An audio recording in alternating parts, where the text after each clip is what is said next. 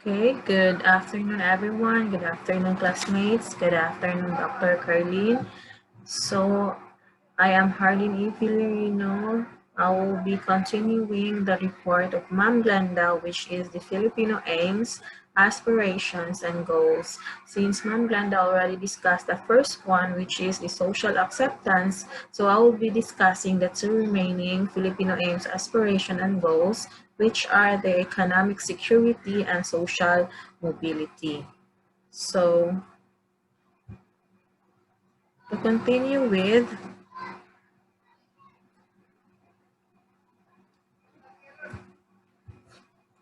so Filipino aims, aspirations, and goals. So before we start or before we continue, let us first review what do we mean by aims, goals, and aspiration. So for aims, basically when we say aims, it is the hope of achieving something. So these are broad, generalized statements about what is to be learned. Think of them as a target to reach or hit. So basically, it is something that we're trying to achieve or hoping to achieve something. And then when we say aspiration, so when we say aspiration, it is basically it generates energy. It means intense seeking. It is a psychological exertion of will, results from needs, challenges, opportunity, powerful motive to achieve something or dominate or rise in status. So it is also a commitment to an ideal value or ethic, or it is an intense joy for growth, mastery, and even self-actualization. So in life, we have a lot of aims, aspiration that we want to achieve. So we're trying to say goal. When we say goal, it is an idea of the future or desired result that a person or a group of people envision. It is a plan and commitment to achieve something. And also, it involves a lot of roughly similar to a purpose or aim. It is the anticipated result which guides reaction, or an end, which is an object, either a physical object or an abstract object that has intrinsic value. So it is literally a purpose or intention with a desired outcome. So more or less, aims, goal, and aspiration are more have common or mostly synonyms. So each of us, individual as a Filipino, we have different aims, goals, and aspiration in life.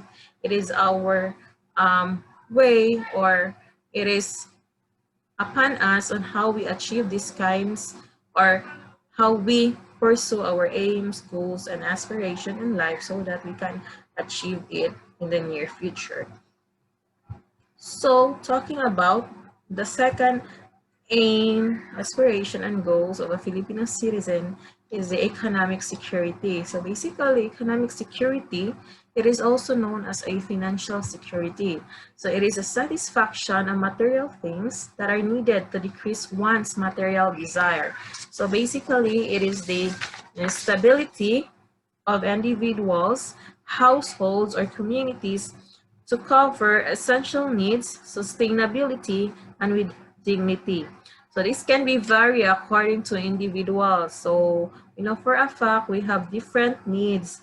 So it may include physical needs, the environment, and the preceding cultural standards such as food, basic shelter, clothing, and hygiene may also qualify as essential needs, as thus related to expenditure, the essential assets needed to earn a living, and the costs associated with healthcare and educational or education is also qualified as economic security.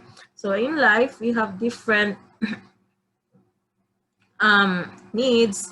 It may be physical, psychological, or essential needs, but here in economic security, it is focusing more on our physical or mga basic necessities in life. So, kita sa tuan tag sa kapanimalay na tamantay tag sa ka mga needs, especially those shelter,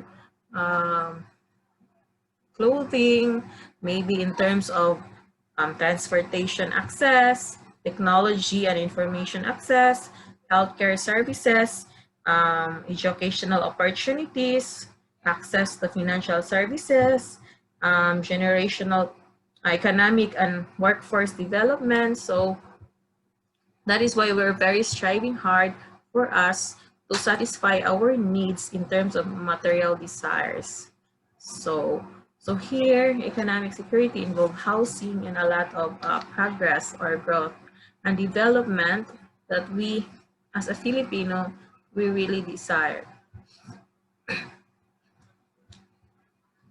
So in economic security, it involves contractual reciprocity.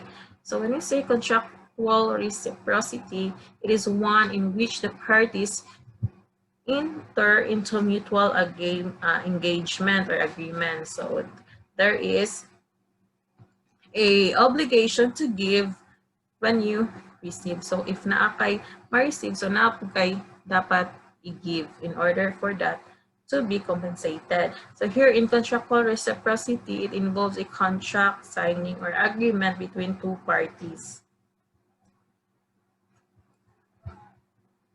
So it supposes voluntary agreement between two or more people to behave toward one another in specified way and time in the future. So basically it includes bayanihan, and also it acts are equivalent, paramount, and form of having been explicitly agreed upon beforehand. So there is certain contract or agreement between the two parties if they have provide something or if they have a an contract, so there should be an expected performance between both parties or between the contractor and the worker. So another one is the utang na loob reciprocity. So when we say utang na loob reciprocity, it is the every service received, pay for or treatment accomplished as something in return. So basically, it is the same concept as utang na loob, wherein if there is someone nga nihatag nato og favor or natabangan ta sa usa ka tawo nga maskin wala nato kaila, so as kita nga natabangan, so mukip na ta sa atong self nga natay utang kabubuton na sa usa ka tawo. So here forever na nato siya dalon sa ato ang kinabuhi nga kita kato siyang tawhana nga nakatabang nato. So in return, we also want to do something good, or every time nga manginhang na siya tabang, so basically automatic nga motabang sa ta, it's because natay utang na loob niya. So when we say utang na loob, it is most commonly generated when transfer of goods, services takes between places, individual belonging to different groups. Recipient shows gratitude by returning favor with interest. Be sure that he doesn't remain in the other debt. So unexpected favor from an unexpected person. Okay, so the third one or the last one is the social mobility. So when we say social mobility, it involves the desire of every individual to improve either economically or socially. So from the word itself, mobility, there is a movement of in terms of the status or in terms of the economically and socially status niya sa life. So basically from lowest position, so ni-improve siya into higher position. So here, like for instance, this one is from the low, is from the base or low iyahang poor, or we say poor siya nga status, iyang status here. And then because of his effort or so much hard work that he put to achieve something, that is why here ni saka siya. So ni move siya iyang status or iyang position into a higher one. So basically there is a movement of its position, maybe in his career, maybe in his work or profession, so or in his status in life. So there is a social mobility. So in social mobility, it has or it is defined as a movement from one class status position to another. So it refers to the movement of individual or groups in social position over time. So most commonly, social mobility refers to the change in wealth and social status of individuals or families.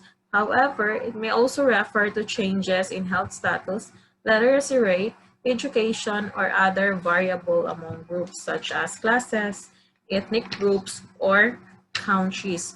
So it has two types, the social mobility, the intragenerational and then the intergenerational. When we say intragenerational, the movements happen within one generation only. For example, a person moves from one social class to another in the course of their lifetime. So from teacher 1 siya because of nagkuha siya master, ni-eskwela siya, natin siya mga seminar. So basically, improve iyahang position into teacher 3 or later on na master teacher siya or basically na form nahimo siyang district supervisor or educational siyang EPS into certain subject area. So while ang intergenerational movement happens only between generation. So when we say generation, from father to son, mother to daughter. So the example here is the father, the person's father was a laborer and he is a teacher. So iyahang papa is a laborer while iyahang son is a teacher. So there is a movement of social mobility within one generation sa iyang papa o generation sa iyahang anak. So that is the difference between intragenerational and the intergenerational. Okay, to differentiate the two social mobility, let's try to see this one.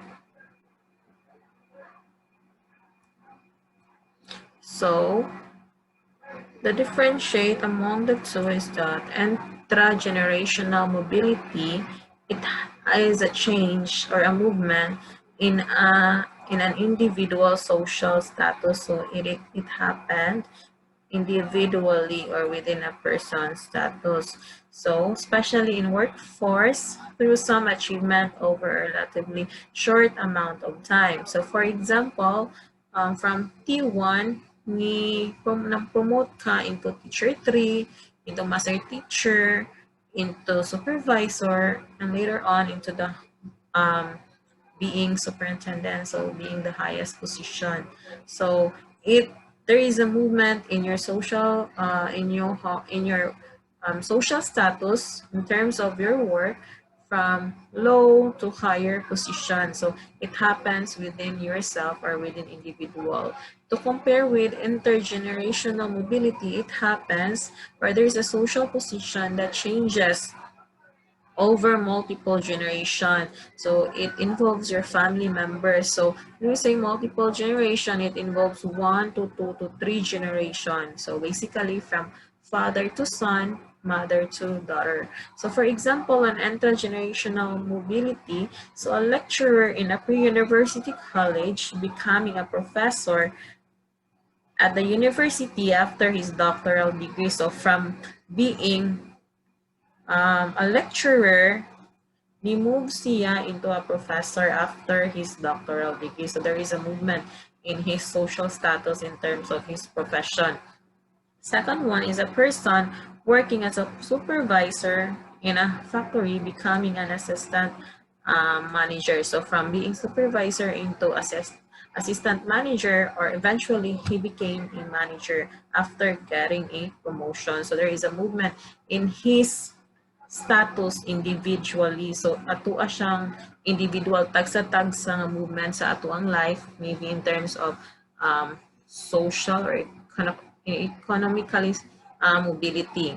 Well, in this case, for intergenerational mobility, example here, bus conductor son becomes the chef minister of the status. Here it involves the two generations. So ang iyang papa is a bus conductor, while ang iyang anak kay nahimong chief minister.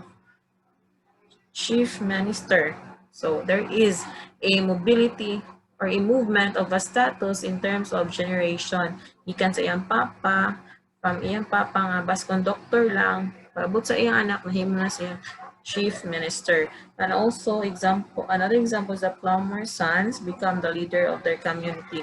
So ang iyang papa kay plumber, well, paabot sa iyang anak, nahimo ng leader sa ilang community. So there is a movement of social mobility in terms from one generation to another generation. Well, i-compare na to sa entra nga ang movement niya kay individual, here it involves different generation.